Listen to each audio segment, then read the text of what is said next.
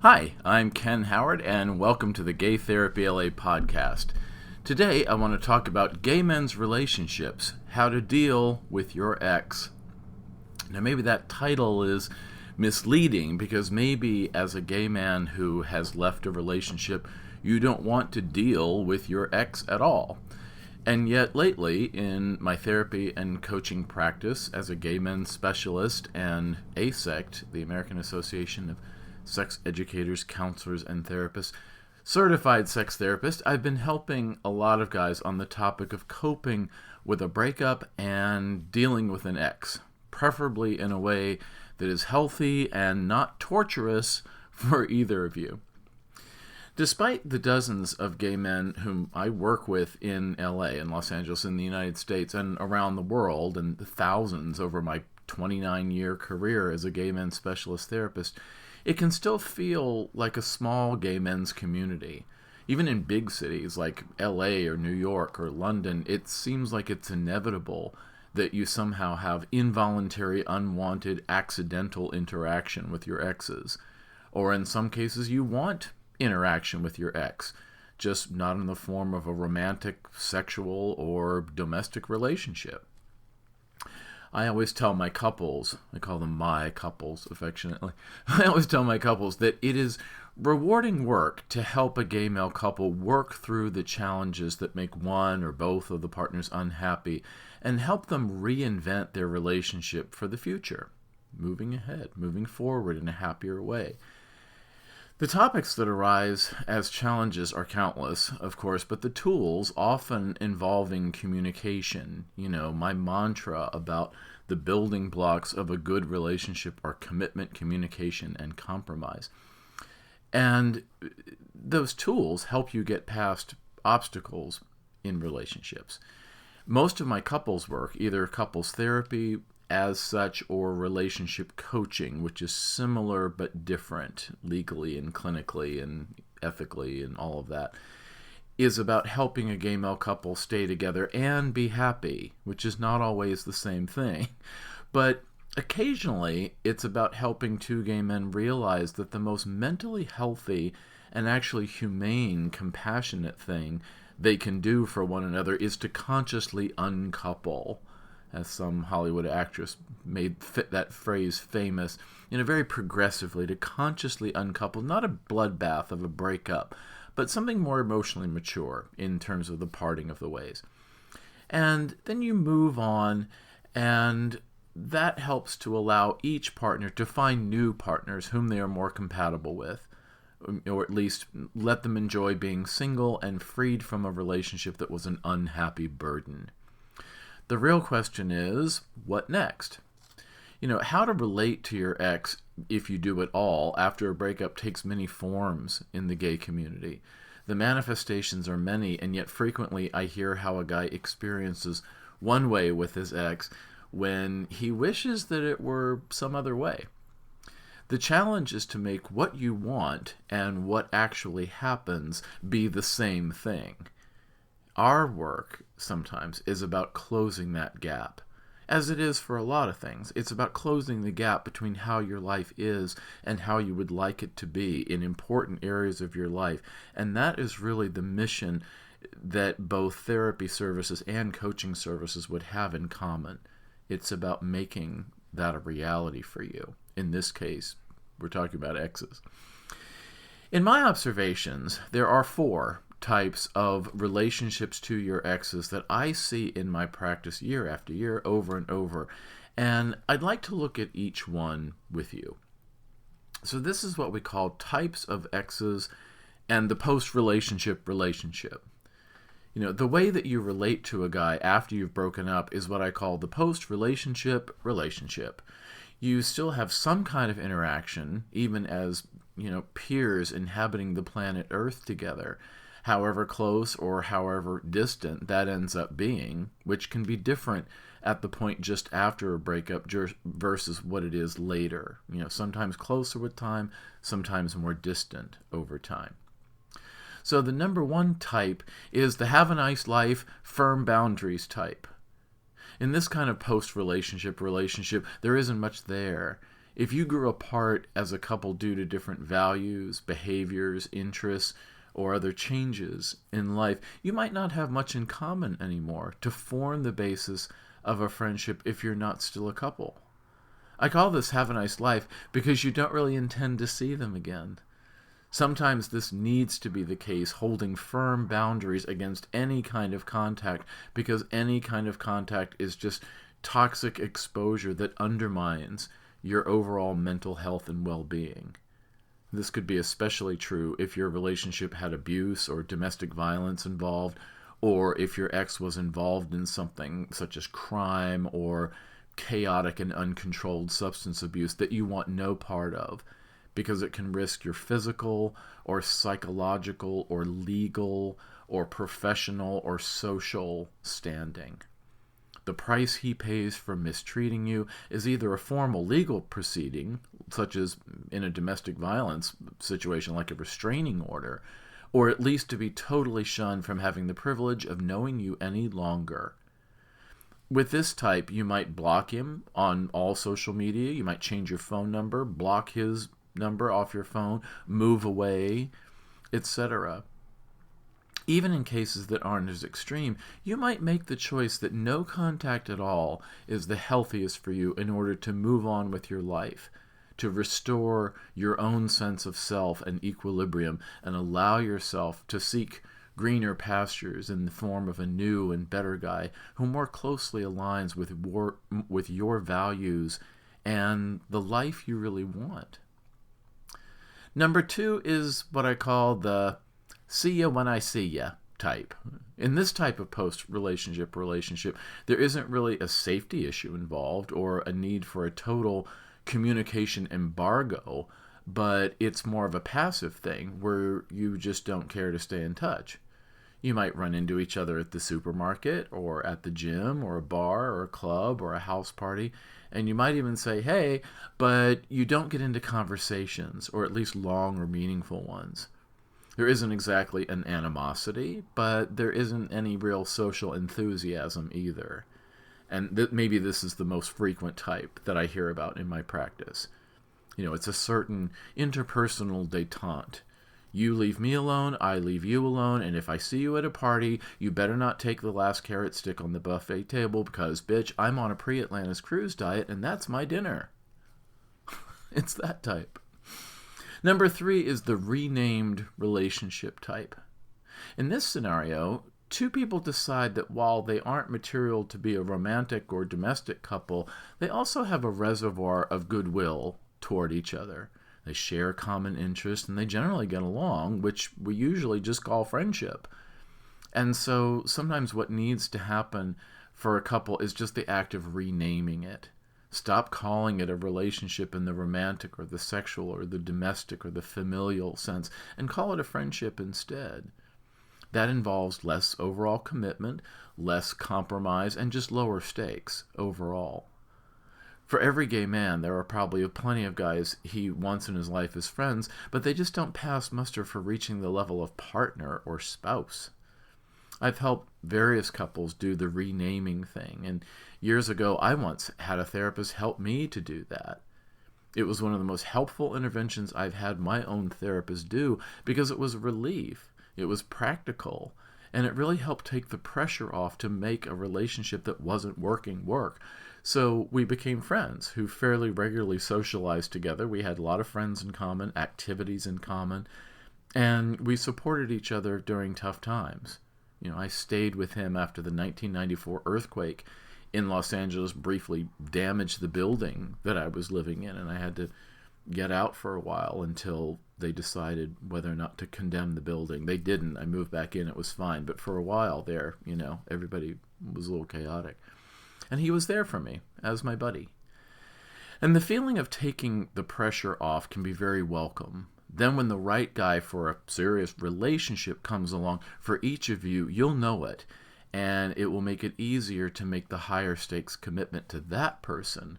And you'll understand the difference. When it really comes time to commit to a partner or even be ready for marriage, I do a lot of pre-cohabitation and pre-marriage counseling. You do that in the context of knowing what other guys are out there, and that helps you to make that choice, to make that commitment. It makes you feel ready to commit to that guy because you know what else is out there. And to the right guy, everybody else pales in comparison. Number 4 is the now we live in different cities type.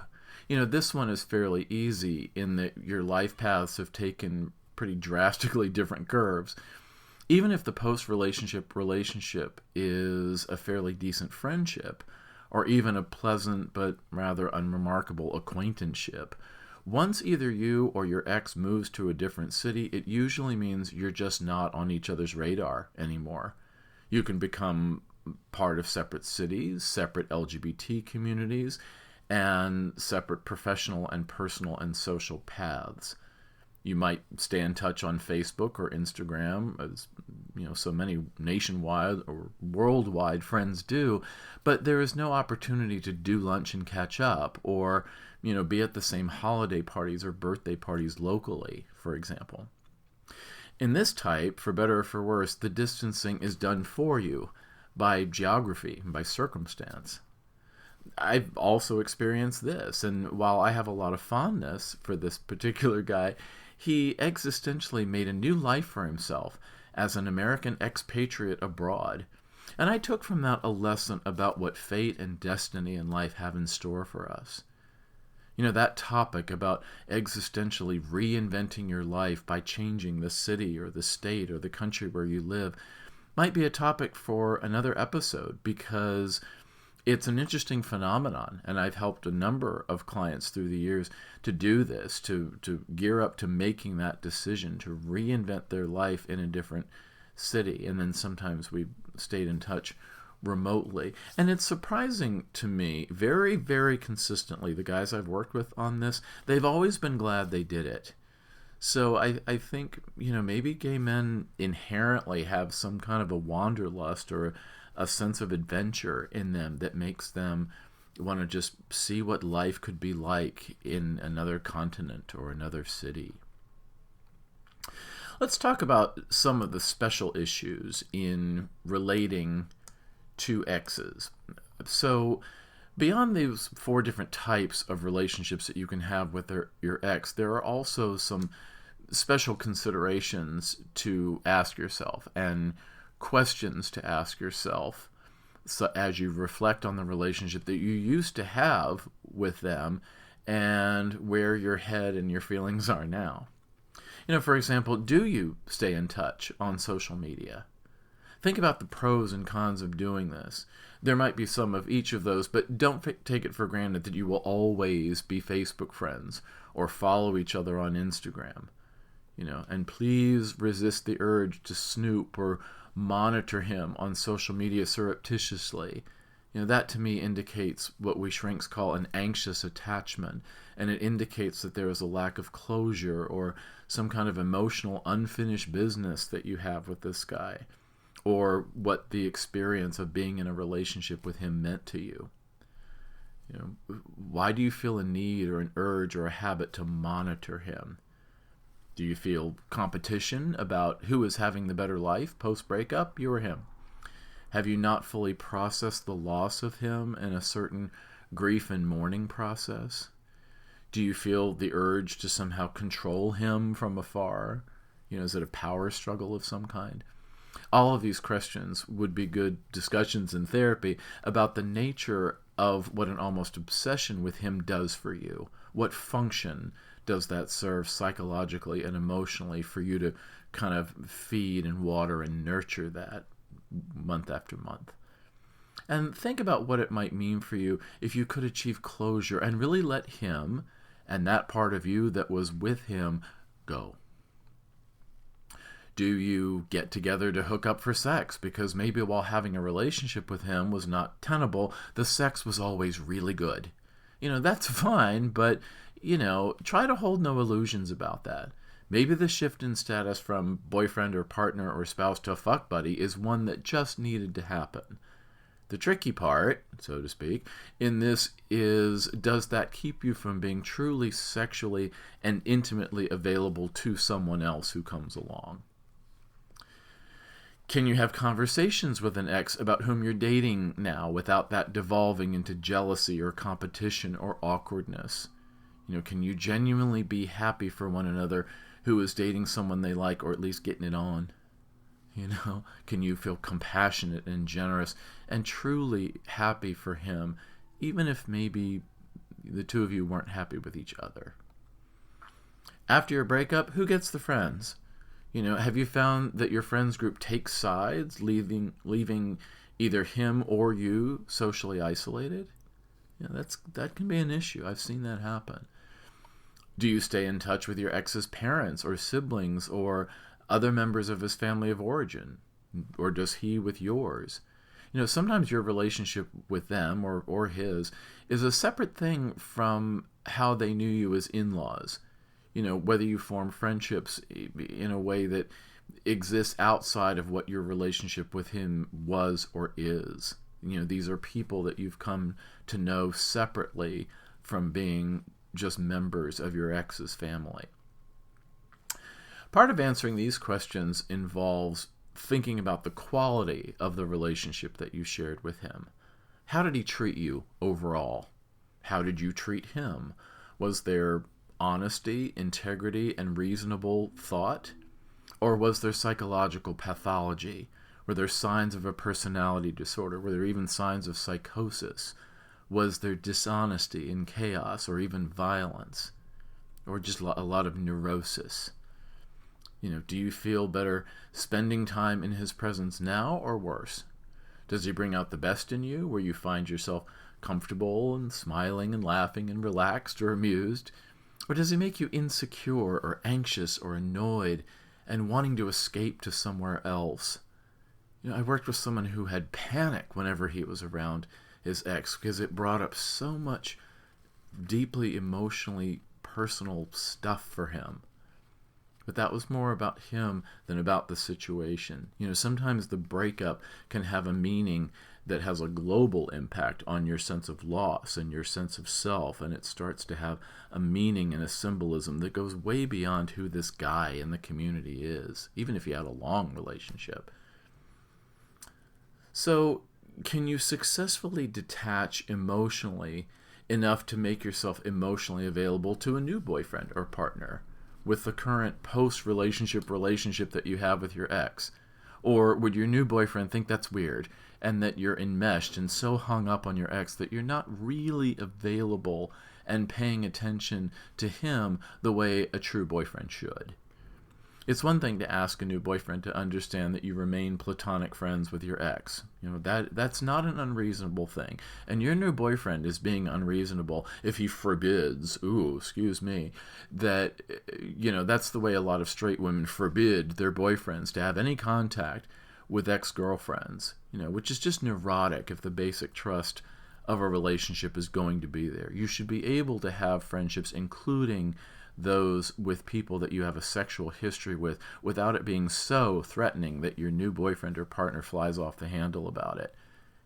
Either you have sex with others or with your ex, or you don't, but you don't have this constant mistrust thing where, I'm going to keep you locked away from your exes because you might sleep with them. I find that neurotic and very negative.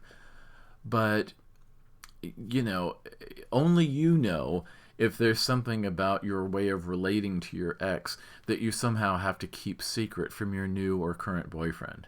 It's not cool to hide things like that. If it doesn't pass the sniff test of whether or not it's dishonest, don't do it. Keep firm boundaries. So let's talk about overall lessons learned. So in your relating to your ex, can you reflect on the whole experience with him and reflect on any life lessons that you learned from your time with him? What lessons are learned that carry over to prepare you for the next relationship? In hindsight, were there any red flags in that relationship that might have indicated that things were not going to end well that you kind of ignored? Were you being unrealistic or idealistic? Were you failing to set good boundaries that protect your own self-esteem? Were you sacrificing too much of yourself in a way that eventually built resentment? Were you failing to speak up for yourself in healthy, and appropriate ways? Can that experience help you commit to assertively communicating your thoughts and your feelings in your next relationship? Were you honest, or can you commit to being more honest in the future with your next partner, even if to talk about tough subjects feels intimidating? There's a self-help book that says, feel the fear and do it anyway. I love that. It's all in the title. Not everything that you're afraid of is to be avoided. Some things that you're afraid of are to be embraced, and you lean into it, and you do just that because there's some kind of a value in facing your fears and doing it anyway. Are you taking responsibility for your side of the breakup and making him take responsibility for his? It's not your fault that he was dishonest, and it's not your fault that he was abusive or any of those things. But maybe it was your fault that you were neglecting him, or maybe it was your fault that you weren't dealing with a problem like with a drug or with alcohol or something that you really needed to come to terms with. What do each of you have to own in order to be able to relate to each other civilly in the future? What do you even maybe have to make amends for or apologize for in what you think was your side of it? And then can you confront him on the things that were his side of it? Because if you're going to be friends, you're going to have to learn to communicate authentically and frankly and honestly, because that would be true in a romantic relationship, and it's also true in a friendship. So these kinds of reflections can help you cultivate what therapists call self-insight, and make you more empowered and confident and skilled in the business of conducting relationships in the future. Changes in life, like breakups, are often the time for therapy and self-reflection and remodeling to update yourself to your current sense of self developmentally, such as assertive communication skills, self-love, or coming into yourself of how you really are, not how others, like parents or student colleagues or exes or bosses or coworkers or whole industries, defined you. Maybe you're at a different age or phase of life now than when your last relationship began. Sometimes you just change as you get older, and hopefully for the better. Some couples endure through these developmental phases of life and changes, and some don't. I always think it's good if you can at least try to have a civil relationship with your ex. Some of my current friends have been guys I originally met by dating them. I think trying to have mature, friendly, cordial, healthy relationships with exes is part of contributing to a whole group cohesion in the broader LGBT community. Sticking together as a gay men's tribe or brotherhood, where even though we might not always agree, we support one another in a broader, local, national, or even global gay community. Being on reasonably good terms with your ex, assuming that he's not toxic for you, can help a new partner to understand that you are a gracious, mature individual with a lot of emotional intelligence, and that will improve his confidence in you, which can pave the way for him developing a loving commitment to you and with you. And try to look for that in others too, because it will tell you a lot. How he relates to his exes will tell you at least a little bit about how he's going to relate to you. But you do what you need to do for you. Almost all gay men have exes in their life, and it's just what AA calls, I'm not in AA, but I steal their sayings, living life on life's terms. Living life on life's terms means that you need to decide how to handle how you're going to relate to your exes. And maybe it's different for different ones. But you want to feel empowered, and you want to feel like you're going into that post-relationship relationship with a clear head and with a clear idea of how you want to handle this, because you're in charge of your life. You got this. So, for help on your own relationships to exes or more, please consider services from us, from gaytherapyla.com. We have 2 options and 2 price points, either to see me or to see my associate clinician. Currently, that is Michael Pezzulo. Very nice guy, Puzzullo.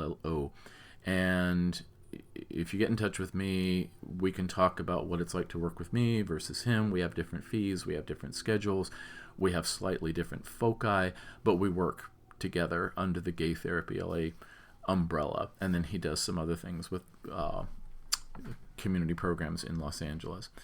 And then we can also explain the differences between having therapy in California and coaching, and that's for outside California and other different kinds of circumstances like executive coaching.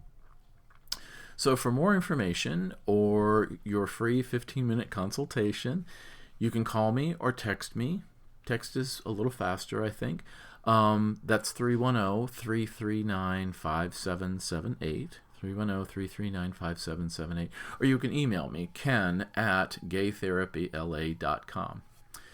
So, if you have comments or suggestions or questions about this one or any of the episodes, please feel free to get in touch. I like hearing from you. I like hearing your feedback. I like hearing your suggestions. And I also appreciate reviews and spreading the word. You know, it's social media. We want to spread the word and help as many people as possible, as much as we can. And a special hello to friends outside the United States. I get statistics on here who hears these episodes, and I'm always fascinated by just the number of countries in the world that this show reaches. And I really hope that everybody in whatever state or country that you're in, that you're getting something out of this. So thanks, and I'll see you next time.